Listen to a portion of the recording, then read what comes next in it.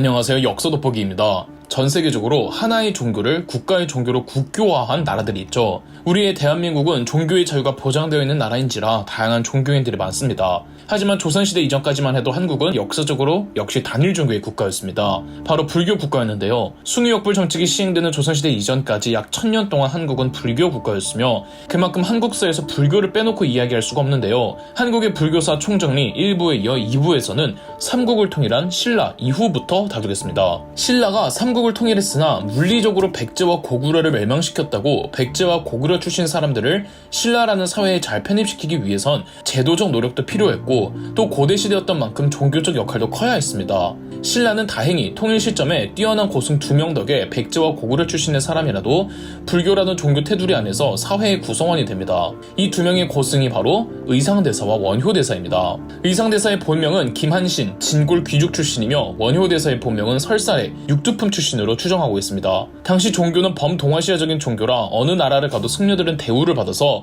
해외 왕래가 어렵지 않았고 특히 중국으로 유학 가던 한국과 일본의 승려들이 많았습니다. 의상대사와 원효대사도 당나라 유학차, 신라에서 당나라로 갈 수 있는 경기도 화성의 당항성으로 이동하고 있었습니다. 가는 도중 경기도 평택 부근에서 의상과 원효가 동굴에서 하루를 보냈는데 밤에 원효대사가 시원하게 물을 벌컥 마셨는데 아침에 일어나 보니 해골물이었던 걸 보고는 원효대사와 의상대사는 서로 다른 길을 가기로 합니다. 원효대사는 당나라 유학을 취소하고 신라에 남기로 했고 의상대사는 예정대로 당나라로 넘어가 엘리트 코스를 밟은 뒤 귀국했습니다. 귀국한 의상대사는 신라 정부의 지원을 받으며 국내 불교 교리의 체계와 질서를 닦았습니다. 의상은 신라 내 불교의 기반을 구축하기 위해 당나라 유학 당시 접했었던 화엄종이란 종파를 내세워 사회 질서와 치안 유지에 기여하며 이를 위해 각 지방 곳곳에 총 10개의 사찰을 만드는데 이를 화엄10찰이라고 합니다. 의상대사는 화엄일승 법궤도라고 화엄종의 불경, 화엄경을 그림과 시로 남겼는데 이는 불후의 명작이라고 평가받습니다.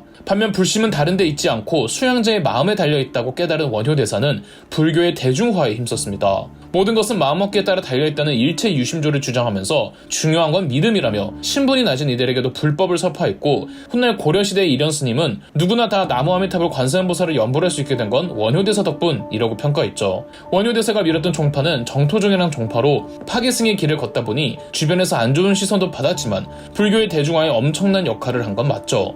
의상대사와 원효대사는 언뜻 지향점이 달라 보이지만 서로 다른 역할을 해주었기에 통일 직후 분열될 수 있었던 사회를 종교라는 구심점으로 일원화할 수 있었습니다. 통일 직후 신라시대를 신라중대라고 하는데 각계각층의 노력으로 통일 이후 신라중대에는 사회의 많은 것들이 안정화되었습니다. 그러나 신라 왕실이 무너지고 진골 귀족들의 왕위 쟁탈전에 전개되는 신라 하대에는 이 많은 것들의 근간이 흔들리는데 불교계 역시 마찬가지였습니다. 821년 신라의 41대왕 헌덕왕대에 당나라에서 유학한 승려 도의선사가 신라로 귀국했습니다. 그러나 도의선사가 중국에서 접하고 신라로 돌아와 퍼뜨린 종파는 당시 지배층들에게 엄청난 반감을 샀는데요. 도의선사가 퍼뜨린 종파는 선종이라는 종파였습니다. 동아시아에 퍼진 대승불교는 크게 교종과 선종으로 구분합니다. 그간 삼국과 통일 이후 신라가 표방했던 불교는 교종이었습니다. 교종은 불경의 교리를 중요시하고 통치 이데올로기 성격이 짙은 엘리트적 종파입니다. 통일 이후 신라에서는 교종이 더욱 강화될 수밖에 없었던 게 그때는 사회 통합이 중요했기 때문에 그렇죠. 지배층들에겐 정치적 이데올로기가 필요했거든요. 의상대사의 화엄종도 교종의 한 종파이며 원효대사 역시 교종의 승려일 수밖에 없었습니다. 그런데 도의선사가 신라 사회에 선종이라는 종파의 바람을 불러일으켰습니다. 선종은 불경보다는 불심, 참선 수행을 더욱 강조하는 민중적 종파로서 신라의 중앙정부가 제기능을 하지 못하던 하대에는 선종이 백성들의 지지를 받아 빠르게 퍼졌습니다. 선종은 교종과 달리 지나치게 경전에 의존할 필요가 없으며 글을 모르고 불교의 어려운 서상들을 몰라도 그저 불심에 대한 정성만 있으면 누구나 부처가 될 수 있음을, 죽어서 누구나 열반에 될 수 있음을 설파했습니다. 하루하루가 고된 일반 대중들에게는 이 세상 모든 개개인들이 저마다의 부처가 될 수 있다는 사상은 매혹적일 수밖에 없었겠죠. 신라의 수도 경주에서는 통치 이데올로기의 불교를 강조하던 귀족과 왕족들이 선종을 환영해줄 리 만무했겠죠. 신라의 수도에 활동하던 승려들 전부 교종 승려들이었기에 도의선사는 신라의 주류 불교 사회에서 이단시되었고 도저히 수도에서 활동하기가 어려웠던 도의선사는 지방 곳곳을 전전하다가 양양의 깊은 산골까지 몰려 들어가게 될 수밖에 없었죠. 도의선사는 숨어 들어간 이 양양의 산 속에서 진전사라는 사찰을 세우고 제자들을 조용히 키워내며 생을 보냈습니다. 도의선사의 선종은 제자 염거화상으로 이어졌고 다시 염거화상은 그의 제자 보조선사 최징에게 선종의 계보가 이어졌습니다. 보조선사 채직은 오늘날의 전남 장흥의 가지산에 보림사를 세우고 최초의 선종 선문을 개창했습니다. 이후로 선종은 지방 곳곳으로 퍼집니다. 9세기 신라 중앙정부가 점점 부패해지거나 무능해지면서 지방의 호족들은 탈중앙 집권화를 목표로 하나의 통일된 이론적 교리를 배척하는 선종을 경제적으로 물씬 지원해주며 전국 지방 곳곳에서 큰 선종의 선문들이 생겨났고, 이 중 가장 세력이 강하고 큰 9개의 선문들을 구산선문이라고 부릅니다. 유홍준 교수님은 신라 중대에서 하대로 시대의 이행, 종파의 변화를 아미타 신앙에서 비로자나 신앙으로, 석불에서 철불로, 경주에서 지방으로, 중앙 귀족 문화에서 지방 호족 문화로의 이행이라고 표현했습니다. 신라 중대와 하대의 교종과 선종의 차이는 불교 미술에서도 차이를 보였는데요. 교종이 지배적이었던 신라 중대에는 신라 불상들이 절대자적 근엄함을 묘사하기 위해 사실적이고 풍만하고 볼륨감이 돋보이게 제작하였습니다. 대표적으로 석굴암 본존부를 떠올리시면 되죠. 반면 하대 신라의 불상들은 개성을 중요시하여 다양하고 장식성이 화려하고 다소 과장되고 주로 철불이 많이 제작되었죠. 지방 호족들은 선종 승려들과 선종 사찰에 경제적 지원을 하고 그들로부터 사상적 지지를 받으며 민심을 모을 수 있었고, 이를 토대로 신라 사회를 해체해가며 결국 신라는 하나의 지방 호족에서 시작했던 왕건의 고려에게 멸망하고 말았죠. 자연스럽게 고려시대의 불교사로 넘어가 보겠습니다. 태조 왕건의 훈유 10조에서도 알 수 있듯 고려는 불교 국가였습니다. 국가 차원에서 적극적으로 불교를 진흥하였죠. 고려시대 과거 제도에는 승려를 선발하는 승과가 있었으며 당대 최고의 고승과 학승을 국왕의 스승, 즉 왕사로 삼는 제도도 있었습니다. 선종을 바탕으로 성장했던 고려는 선종의 종교적 지지를 얻으며 삼국을 통일할 수 있었지만, 삼국 통일을 기점으로 단일 정부가 된 고려는 선종보다는 교종의 교리가 필요했습니다. 그래서 4대 왕 광종은 왕권 강화 차원에서 다시금 교종에 힘을 실어주었습니다. 교종은 다시 왕권 강화에 이바지하는 화엄종과 귀족 중심의 보수적인 법상종으로 나뉘어 있는데요. 광종은 교종의 계열인 화엄종의 대가 균열을 발탁했습니다. 균열은 제자만 3,000명을 거느렸던 승려로 광종마저 균열에게 9번이나 절을 하며 균열을 모셨다죠. 광종 이후로 고려의 불교계는 균열가 발전시켜놓은 화엄종 주도로 전개되었습니다. 6대 왕 성종 때 유학이 크게 숭상되면서 불교 행사들이 취소되거나 축소되었는데요. 7대 왕 목종 때는 그의 어머니 천추태후가 불교에 심취해 있었고, 8대 왕 현종도 오랜 거란과의 전쟁에서 일어난 피해와 민심을 복구하고자 여러가지 불교 진흥책을 펼쳤습니다. 모든 불경들을 집대성하고 망라한 대장경, 일명 초조대장경을 만들기도 했죠.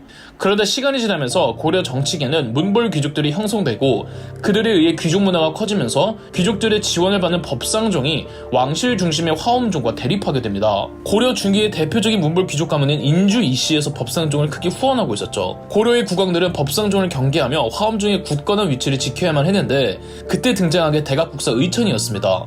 대각국사 의천은 고려 11대 왕 문종의 넷째 아들이었습니다. 즉 고귀한 왕제님이라는 거죠. 대각국사 의천은 젊은 나이 때부터 불경에 대한 해석력이 매우 높아 국제적으로도 이름을 알렸으며, 거란족의 요나라 황제도 의천을 초빙하여 설법을 받았다고 합니다. 송나라 유학 후 귀국한 대각국사 의천은 왕실에서 건립한 고려 최대 규모의 사찰 개경의 흥왕사에 자리를 잡았습니다. 단순히 화엄종 대 법상종의 구도로 가져가면은 확실한 우위를 점할 수 있다고 확신할 수가 없었습니다. 이 법상종의 배후에 있는 귀족들의 힘을 무시할 수가 없기 때문이었습니다. 그래서 대각국사 의천은 교관 겸수를 외치며 선종을 끌어들이기로 했습니다. 교는 교종에서 중시하는 가르침, 관은 선종에서 중시하는 직관으로 교관 겸수란 올바른 불도 수행을 위해선 교종의 가르침과 선종의 직관을 모두 닦을 필요가 있다는 이론이죠. 대각국사 의천은 화엄종과 선종의 여러 종파들을 합쳐서 천태종을 창시했습니다. 대각국사 의천이 합천의 해인사에 머무를 때가 있었는데 형 숙종이 15대 왕으로 즉위하고 개경으로 다시 올라왔습니다. 1917년 숙종은 동성 의천을 위해 개경에 국청사라는 새로운 사찰을 건립해 주었죠. 의천은 국청사에서 더 많은 선종 종파들을 천태종으로 통합시켰습니다. 국청사는 천태종의 본찰이 되었고, 그 외 원주의 거돈사, 합천의 영암사, 여주의 고달사, 산청의 지곡사, 그리고 정확한 이름을 알 수 없는 절까지 이 5가지의 사찰이 천태종의 기반 사찰이 되었다고 합니다. 1101년 의천이 죽고는 의천의 교선종 통합운동 노력이 무색하게끔 대각국사 의천 사후 천태종의 위세는 크게 위축되었고 교선종은 빠르게 재분열되었습니다. 그러니까 의천의 교선종 통합운동은 사상 차이를 해결하려던 근본적인 노력이 없었고 그저 왕족 출신이라는 힘으로 강하게 몰아붙인 경향이 주장이 있었다는 거죠. 그럼에도 대각후사 의천은 불교사에서 의의가 큰데요. 의천은 흥왕사에 있던 시절 교장도감을 설치하고 요나라, 송나라, 일본의 대장경, 그리고 앞서 현종 때에 편찬되었던 고려의 초조 대장경까지 모두 입수하여 신편 제종교장 총록이라는 장경 목록을 작성했습니다. 의천은 장경에 대한 주석서까지 모두 모아 4,700여 권의 속장경을 간행했습니다. 기존의 초조 대장경은 고려에 국한된 불경이었지만 의천의 속장경은 북방의 요나라, 중국의 송나라, 남방의 일본을 아우르는 국제적 규모의 대장경이었죠. 비록 속장경은 현재 전해지지 않고 있으며 일부만 다른 불경의 이름으로 파편적으로 전해질 뿐이지만 고려 불교의 수준을 끌어올린 의의만큼은 대단한 거죠. 고려 후기에서부터 조선시대까지의 불교사는 3부에서 계속됩니다. 그럼 역사돋보기였습니다. 저희 역사돋보기가 멤버십 가입을 시작했습니다. 멤버십 가입을 해주신 분들 덕분에 영상 제작에 큰 도움이 되고 있습니다. 감사합니다. 영상 재미있으셨다면 구독과 좋아요, 알림 설정까지 해주시면 감사드리겠습니다.